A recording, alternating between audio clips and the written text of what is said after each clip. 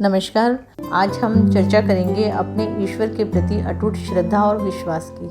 किस प्रकार से ईश्वर के प्रति की गई अटूट श्रद्धा हमारे जीवन की दशा और दिशा दोनों को बदल देती है। हम कहते तो हैं, अब सौंप दिया इस जीवन का सब भार तुम्हारे हाथों में है, जीत तुम्हारे हाथों में और हार तुम्हारे हाथों में। कुछ इसी तरह की कल्पना हम अपने मन मस्तिष्क में करके और हम सोचते हैं कि हमने तो अपना सर्वस्व समर्पण प्रभु के चरणों में कर दिया, फिर हमारा उद्धार क्यों नहीं हुआ? क्योंकि कहीं ना कहीं हमारी भगवान के प्रति, अपने ईश्वर के प्रति, अपने इष्ट के प्रति समर्पण के भाव में शायद कुछ कमी रह जाती है। श्री कृष्ण और एक गौरैया का श्री कृष्ण पर विश्वास की एक कथा मैंने कहीं सुनी थी। आज मुझे लगा कि वो कथा आपके साथ मैं शेयर करूं, तो आज मैं इसमें वही कहानी आपके साथ शेयर कर रही हूँ। आशा है आपको पसंद आएगी और ईश्वर के प्रति आपकी जो भक्ति है, आपका जो समर्पण भाव है, उसमें वृद्धि करने में कहीं ना कहीं ये कथा सहायक होगी। महाभारत का युद्ध आप सभी जानते हैं, पांडव और कौरवों के बीच हुआ था। उसी युद्ध के शुरू होने से पूर्व की ये कथा है, ऐसा जनमानस में प्रचलित है। कुरुक्षेत्र के युद्ध क्षेत्र को विशाल सेनाओं के आवागमन की सुविधा के लिए तैयार किया जा रहा था। उन्होंने हाथियों का इस्तेमाल बड़े बड़े पेड़ों को उखाड़ने और जमीन को साफ करने के लिए किया। ऐसे ही एक बड़े विशाल पेड़ पर एक गौरैया अपने 4 बच्चों के साथ रहती थी। जब उस पेड़ को उखाड़ा जा रहा था तो वो पेड़ पे जो घोंसला था गौरैया का, वो जमीन पर गिर गया। लेकिन चमत्कार हुआ। चमत्कार को नमस्कार होता है, आप जानते हैं। वहाँ पर चमत्कार हुआ और उसकी संतानें अनहोनी से बच गई। लेकिन उस गौरैया की संतान जो थी, बच्चे जो थे, अभी बहुत छोटे छोटे और वो उड़ने में असमर्थ थे, अर्थात उन्होंने उड़ना नहीं सीखा। गौरैया कमजोर और डरी हुई थी। वो अपनी मदद के लिए इधर उधर देख रही थी। तभी उसने देखा कि साक्षात कृष्ण भगवान अर्जुन के साथ वहाँ आ रहे हैं, क्योंकि कृष्ण तो युद्ध से पहले युद्ध के मैदान की जांच करने और युद्ध शुरू करने से पहले युद्ध को जीतने की रणनीति तैयार करने के लिए वहाँ आए थे। आप जानते हैं, किसी भी कार्य को करने से पहले हमें उस कार्य की सफलता के लिए रणनीति तैयार करनी होती है। तो कृष्ण भी अर्जुन के साथ उस मैदान को, जिसको युद्ध के लिए साफ किया जा रहा था, वहाँ पर युद्ध की रणनीति जीतने की योजना बनाने के लिए अर्जुन के साथ आए थे। जब गौरैया ने उनको आते हुए देखा तो कृष्ण रथ पर आ रहे थे। कृष्ण के रथ पर के पास जाने के लिए उसने अपने छोटे छोटे पंखों को बहुत तेज तेज फड़फड़ाया और उड़ने की कोशिश की और किसी प्रकार से श्री कृष्ण के रथ के ऊपर जाकर के बैठ, और वो बोली, हे कृष्ण, कृपया आप मेरे बच्चों को बचाएं, क्योंकि कल जब लड़ाई शुरू होगी तो इनको कुचल दिया जाएगा। ये छोटे छोटे से बच्चे किसी हाथी के पैर के नीचे, किसी रथ के पहिए के नीचे आकर के इनका जीवन समाप्त हो जाएगा। कृष्ण सर्वव्यापी भगवान थे।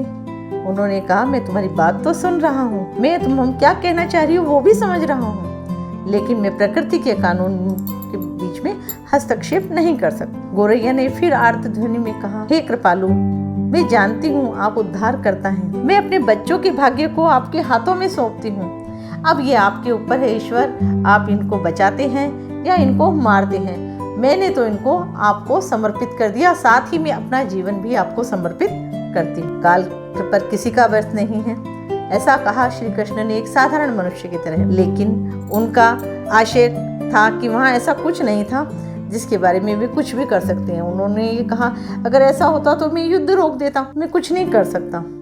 गौरैया ने फिर अपनी अटूट विश्वास और श्रद्धा के साथ कहा, प्रभु आप क्या करते हैं, कैसे करते हैं, क्यों करते हैं, ये तो मैं नहीं जानती, लेकिन मैं ये जानती हूँ आप स्वयं काल के नियंता हैं। मैं ये जानती हूँ कि आप चाहें तो कुछ भी कर सकते हैं। इसीलिए मैं सारी स्थिति, परिस्थिति एवं स्वयं को अपने परिवार सहित, अपने बच्चों सहित आपको पुनः समर्पित करती। भगवान को दया आई। भगवान ने बोला, ठीक है, अपने घोंसले में तुम अपने लिए, अपने बच्चों के लिए 3 सप्ताह की, 30 दिनों की भोजन की व्यवस्था कर लो। गौरैया और कृष्ण जब आपस में संवाद कर रहे थे, अर्जुन को कुछ समझ में नहीं आया। अर्जुन उस चीज से अनभिज्ञ रहे। गौरैया ने कुछ अपने पंखों को फिर से फुलाया और उड़ती हुई अपने घोंसले में खुशी खुशी पहुंच गई। कृष्ण ने अर्जुन से कहा कि अपने धनुष और बाण मुझे दो। अर्जुन को आश्चर्य हुआ। उसने कहा, कृष्ण, आपने तो युद्ध में कोई भी हथियार उठाने के लिए मना किया है, शपथ ली है, फिर इस सृष्टि का सबसे बड़ा अच्छा धनुर्धर तो मैं हूँ। कृष्ण ने कहा, देखो अर्जुन, पहली बात, युद्ध अभी शुरू नहीं हुआ है, और दूसरी बात है, मैं अपने तीर चलाने की, बाण चलाने की कला को देखना चाहता हूँ कि मैं अभी भी कितना अच्छा धनुर्धर हूँ। अर्जुन क्या करते? अर्जुन ने कहा, ठीक है, ये लो। अर्जुन ने अपना धनुष बाण श्री कृष्ण को सौंप दिया। अब कृष्ण ने एक हाथी को निशाना बनाया, लेकिन तीर ने हाथी को नहीं मारा, तीर हाथी के नहीं लगा, बल्कि हाथी के गले में जो घंटी लटक रही थी, बड़ी सारी विशालकाय, उसको जाके टकराया और टन आवाज हुई और तेज रोशनी हुई और वो घंटी टूटकर गिर गई। ये देखकर अर्जुन को तो बहुत तेज हंसी आई। वो अपनी हंसी नहीं रोक पाए और हंसते हुए बोले, क्या बात है कृष्ण, एक छोटा सा निशाना चूक गए, इतना बड़ा हाथी, आप उस पे निशाना नहीं लगा पाए। कृष्ण कुछ नहीं बोले, नजरअंदाज कर दिया बात और धनुष वापस दे दिया और कहा, कोई बात नहीं, कोई नहीं लगा, तुमको इससे क्या, तुम तो अपना काम करो। पर अर्जुन ने पूछा, आपने हाथी को तीर क्यों नहीं मारा, घंटी को क्यों मारा? मैं जानता हूँ अगर आप हाथी को तीर मारते तो हाथी के निश्चित लगता। कृष्ण ने कहा, तो हाथी को ही मार रहा था। बोले, फिर क्यों मारा? अर्जुन बोला, क्यों मारा, क्यों मारना चाहते थे आप हाथी को? अरे कल पेड़ उखाड़ रहा था ना ये, कृष्ण बोले, तो इसने एक पेड़ को उखाड़ा, उसमें से एक चिड़िया का घोंसला था गोरैया का, उसके 4 बच्चे और चिड़िया नीचे गिर गए, तो मैंने हाथी को डराया है, जैसे इसने चिड़ियों को डराया मैंने भी डराया है। अर्जुन बोले, ठीक है, जैसा भी है। कृष्ण ने कहा कि युद्ध का शंखनाद करो, युद्ध होगा, कल आकर के युद्ध का शंखनाद करते हैं, युद्ध की घोषणा करते हैं। युद्ध शुरू हुआ। अगले 18 दिनों तक कई जानें चली गईं, लेकिन अंत में पांडवों की जीत हुई। अब युद्ध समाप्त होने के बाद एक बार फिर अर्जुन कृष्ण को अपने साथ लेकर के उस युद्ध स्थल में दूर तक भ्रमण करने के लिए चले गए। वहाँ कई शव पड़े हुए थे, कई शवों का अंतिम संस्कार हो चुका था, कई शव अपने अंतिम संस्कार का इंतजार कर रहे थे।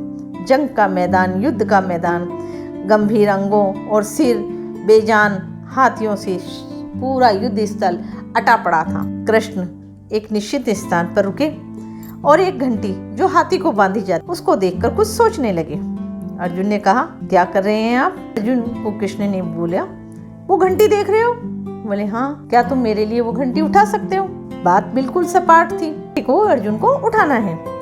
अर्जुन के तो कुछ समझ में ही नहीं आया। उसने कहा, ये इतना बड़ा युद्ध का मैदान जहाँ बहुत सी चीजों को साफ करने की जरूरत थी, और कृष्ण इतने बड़े युद्ध स्थल में से सिर्फ एक धातु का टुकड़ा, एक धातु की घंटी उठाने के लिए कह रहे हैं। क्या करते? अर्जुन ने बिना किसी सवाल के उस भारी घंटी को उठाने के लिए झुका, और जैसे ही उस घंटी को उठाया, अर्जुन की तो दुनिया ही बदल गई। अर्जुन ने देखा 1 2 3 नहीं 4 बच्चे और एक उनकी माँ उस घंटी के नीचे से निकले, और निकल के माँ अपने चारों छोटे बच्चों के साथ कृष्ण के चारों ओर मंडराने लगे और बड़े आनंद से कृष्ण की परिक्रमा करने लगे। 18 दिन पहले काटी गई ये घंटी ने एक पूरे परिवार की रक्षा की। अर्जुन ने कहा, क्षमा करें कृष्ण, माधव, मुझे क्षमा करें। मैं आपको मानव शरीर में देखकर आपके साथ सामान्य मनुष्यों की तरह व्यवहार करने लग गया था। मैं भूल गया था आप वास्तव में कौन हैं। मुझे क्षमा करें। आप चाहें तो कुछ भी कर सकते हैं, और आपने वही किया। आपने इस भीषण युद्ध में जहां हजारों कोटि लोग